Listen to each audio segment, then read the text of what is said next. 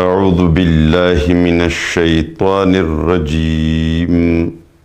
بسم اللہ الرحمن الرحیم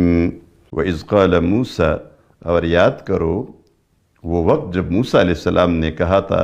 لِقَوْمِهِ، اپنے قوم سے، بنی اسرائیل سے، اِنَّ اللَّهَ يَأْمُرُكُمْ، بے شک اللہ تمہیں حکم دیتا ہے، ان تذبحوا بقرہ، یہاں ان تذبحوا کے ساتھ آیا ہے بقرہ ذبح کرنے کا، گائے ذبح کرنے کا۔ قالوا، تو انہوں نے کہا اتتخذنا ہزوا، اتتخذنا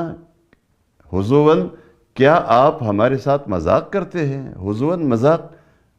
تو کیا آپ ہمارے ساتھ مذاق کر رہے ہیں؟ قال، موسیٰ علیہ السلام نے کہا اعوذ باللہ، میں اللہ کی پناہ مانگتا ہوں، ان اکون من الجاہلین، اس بات سے کہ میں جاہل بنوں، یعنی مذاق کرنا دین کی باتوں کے حوالے سے، یعنی دین کے بارے میں اور اللہ کی باتوں کے ساتھ مذاق کرنا تو جاہلوں کا کام ہے۔ قالوا، انہوں نے کہا ادع لنا ربک، جب حکم یہی ہے کہ گائے ذبح کرو تو مانگو، دعا کرو ہمارے لیے اپنے رب سے، یبین لنا، کہ ہمیں بیان کرے، ہمیں بتا دے، ما ہی،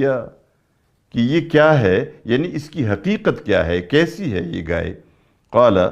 اللہ موسیٰ علیہ السلام نے کہا انہو یقول، بے شک اللہ فرماتے ہیں، انہا بقرتن، کہ یہ ایسی گائے ہے، لا فارضن، کہ نہ زیادہ بوڑھی ہے، ولا بکر، اور نہ زیادہ جوان ہے، بچیاں نہیں ہیں، عوان بین ذالک، ان کی دونوں کے درمیان ہے، دونوں حالتوں کے درمیان ہے،